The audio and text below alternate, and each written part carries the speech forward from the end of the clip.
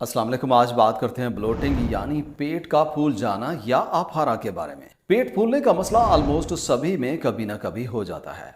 पेट में गैस के भर जाने की वजह से ऐसे लगता है जैसे सारा कुछ खा लिया हो, जिसकी वजह से मैदे पे बोझ हो जाता है, सोने में मुश्किल होती है और आप में बेचैनी ज्यादा हो जाती है। तो आज हम इसी पे बात करेंगे कि ये मसला क्यों होता है, कौन सी ऐसी 5 खास वजूहात हैं और उन वजूहात को कैसे आप मुख्तलिफ घरेलू इलाज से हमेशा के लिए ठीक कर सकते हैं और अपने ब्लोटिंग और गैस के मसले को कैसे ख़त्म कर सकते हैं। पेट फूलने की बड़ी वजह को एक सादा से तरीके से जान सकते हैं। सबसे पहले आप ज़रा गौर करें, आपको ब्लोटिंग का मसला कब शुरू हुआ, किस वक्त गैस ज़्यादा हुई। मिसाल के तौर पे आज से हुई है या गुजरे हुए कल से पेट फूला हुआ है, और तब आप याद करें उस वक्त से जस्ट पहले आपने क्या खाया था। आपने कोई जंक फूड खाया था जैसे पिज्ज़ा, बर्गर, फ्रेंच फ्राइज या बाजार की तली हुई चीज़ें वगैरह हैं।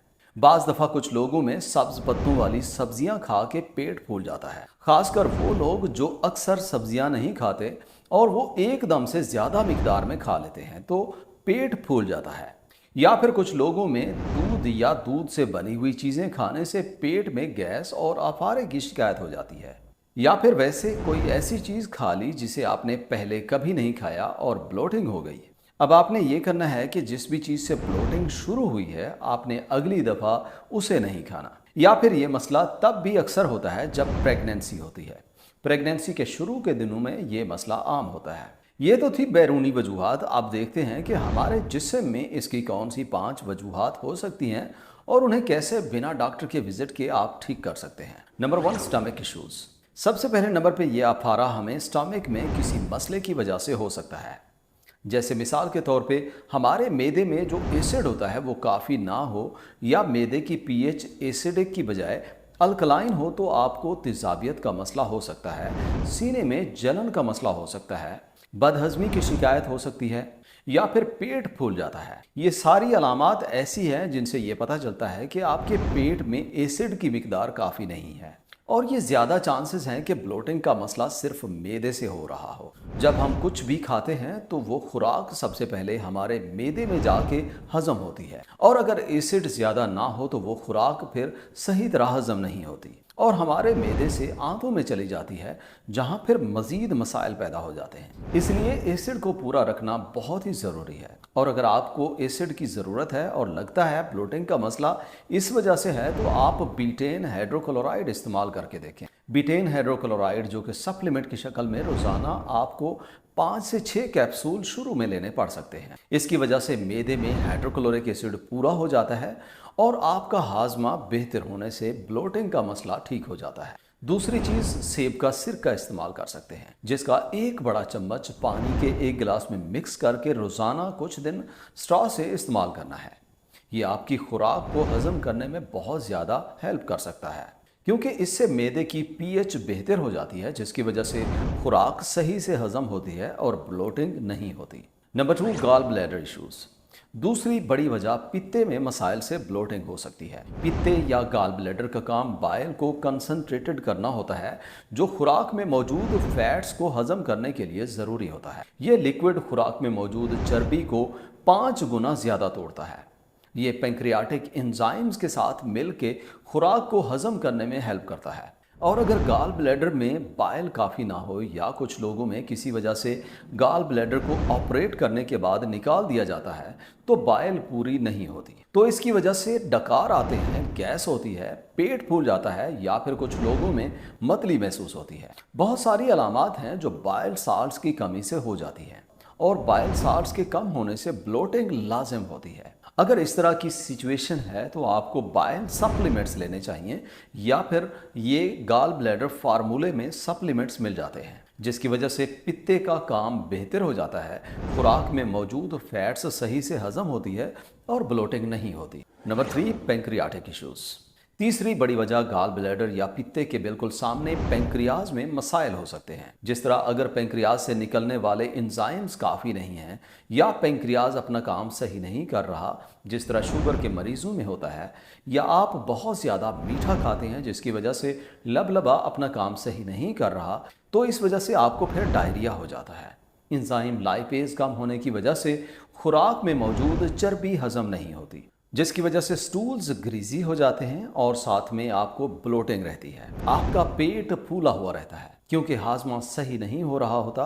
अगर इस तरह की सूरत हाल है तो आपको डाइजेस्टिव इंजाइम्स सप्लीमेंट की शक्ल में लेने पड़ सकते हैं, या फिर ऐसे खाने खाने चाहिए जिनमें इंजाइम्स ज़्यादा हो, जैसे कि पापाया खाएं, उसमें डाइजेस्टिव इंजाइम्स होते हैं। साथ में फर्मेंटेड फूड्स इस्तेमाल करें जिस तरह सौरक्राट वगैरह है, जिसकी वजह से लबलबा का काम सही हो जाता है, उस पर दबाव कम हो जाता है। इसके अलावा लबलबा तब भी सही काम करने लग जाता है जब आप अपनी खुराक में से मीठा और निशास्ते को बहुत ही कम कर देते हैं, क्योंकि शुगर ज़्यादा होने से इंसुलिन ज़्यादा बनानी पड़ती है, जिससे लबलबा पे दबाव ज़्यादा हो जाता है। Number 4, issues in small intestine. इसके बाद चौथे नंबर पे छोटी आंत आ जाती है। उसमें मसाइल की वजह से आप में ब्लोटिंग हो सकती है। ये छोटी आंत ही है जिसमें 90% तक खुराक का हाजमा और उसमें जो ग़िज़ाइयत होती है वो जज्ब होती है। जब हम खुराक खाते हैं, स्टमक, पित्ता और लबलबा के काम के बाद इसका हाजमा छोटी आंत में होता है, जिसमें एंजाइम्स होते हैं, लेकिन सही हाजमे के लिए बैक्टीरिया नहीं होने चाहिए। और जैसे कि मुफीद बैक्टीरिया हैं, वो छोटी आंत की बजाय बड़ी आंत में होने चाहिए। और बहुत से लोग हैं जिनमें ब्लोटिंग इस छोटी आंत की वजह से होती है। वो इसलिए क्योंकि यहाँ पे खाना फर्मेंट होता है, डाइजेस्ट होता है। फर्मेंटेशन बेसिकली खाने पे बैक्टीरिया और दूसरे माइक्रोब्स का एक्शन होता है, जो बुनियादी तौर पे निशास्ता और मीठे पे होता है। और इस फर्मेंटेशन की वजह से गैसेस पैदा होती हैं। इसकी वजह से पेट का हिस्सा फूल जाता है और ब्लोटिंग हो जाती है। इस कंडीशन को सीबो या स्मॉल इंटेस्टाइनल बैक्टीरियल ओवरग्रोथ कहते हैं, जिसमें बैक्टीरिया जो बड़ी आंत में होने चाहिए वो स्मॉल इंटेस्टाइन में आ जाते हैं और फर्मेंटेशन करते हैं, गैस पैदा करते हैं। अब एक सवाल पूछा जाता है कि ये कैसे पता चलेगा कि हमें ये सीबो का मसला है भी सही या नहीं। तो उसे चेक करने का तरीका ये है कि अगर आप फाइबर्स वाले खाने खाते हैं, जैसे इसबगोल या सलाद इस्तेमाल कर लिया, या फिर आप प्रोबायोटिक्स लेते हैं, तो गैस और ब्लोटिंग का मसला ज़्यादा हो जाता है। तो इससे पता चल जाता है कि आपको सीबो का मसला होगा, क्योंकि बैक्टीरिया ज़्यादा हो जाते हैं, फर्मेंटेशन ज़्यादा होती है और ब्लोटिंग ज़्यादा होती है। इसलिए अगर सीबो का मसला है तो प्रोबायोटिक्स कभी ना लें और टेस्ट भी करवाएं। साथ में फाइबर्स वाली खुराक अवॉइड करें। इसे ठीक करने के लिए और नेचुरली इसका इलाज करने के लिए आप लहसुन इस्तेमाल करें, जिसके सिर्फ 2 क्लव रोजाना के काट के रख दें, 10 मिनट बाद उसको चबा के खा लें। या फिर ओरिगानो इस्तेमाल होता है, लौंग इस्तेमाल कर सकते हैं, थाइम इस्तेमाल करें। ये सब नेचुरल एंटीबायोटिक के तौर पे काम करके उन बैक्टीरिया को कम कर देते हैं जो ब्लोटिंग का सबब बनते हैं। इसके अलावा एक और काम जो आप कर सकते हैं वो फास्टिंग करें, जो इस इंटेस्टाइनल सिस्टम को पूरी तरह से साफ और रीसेट करने में बहुत ही मुअस्सर है। Number 5, large intestine issues. 5वीं वजह लार्ज इंटेस्टाइन में मसाइल से ब्लोटिंग का हो जाना है। बड़ी आंत में भी फर्मेंटेशन काफ़ी ज़्यादा होती है, जिससे ब्लोटिंग और गैस का मसला हो सकता है। अगर इस तरह का मसला है तो हो सकता है लार्ज इंटेस्टाइन में माइक्रोबियल इम्बैलेंस हो, जिसमें कुछ मुफीद और कुछ बुरे बैक्टीरियाज की तादाद सही नहीं रहती, तो ब्लोटिंग होती है। अब इस सूरत में आपको स्मॉल इंटेस्टाइन के मसाइल के बिल्कुल उलट काम करना पड़ेगा। जैसे आपको प्रोबायोटिक्स लेने पड़ सकते हैं। आप ऐसी खुराक ज़्यादा खाएं जिसमें फाइबर्स ज़्यादा हों, ताकि मुफीद बैक्टीरिया की ग्रोथ सही हो और तादाद में इजाफा हो, एज़ कम्पेयर टू उनके जो बीमारियां पैदा करते हैं। अगर आपने प्रोबायोटिक्स खाए और साथ में सलाद भी इस्तेमाल किया या कोई भी फाइबर वाली खुराक खा ली और आपकी ब्लोटिंग में किसी हद तक कमी हो गई, आप बेहतर महसूस करने लग गए, तो समझ लें आपकी बड़ी आंत में मसले की वजह से ब्लोटिंग और गैस होती है, जबकि स्मॉल इंटेस्टाइन में मसले की सूरत में आपको उल्टा नुकसान होगा। वीडियो यहाँ तक देखने का और चैनल विजिट करने का बहुत शुक्रिया। उम्मीद है आज की वीडियो से आपने काफ़ी कुछ नया सीखा होगा। अगर वीडियो अच्छी लगी हो तो वीडियो को लाइक और शेयर करें, और मज़ीद इस तरह की वीडियोस देखने के लिए चैनल को सब्सक्राइब नहीं किया तो सब्सक्राइब करें। मुलाकात होगी अगली वीडियो में, तब तक के लिए अल्लाह हाफ़िज़।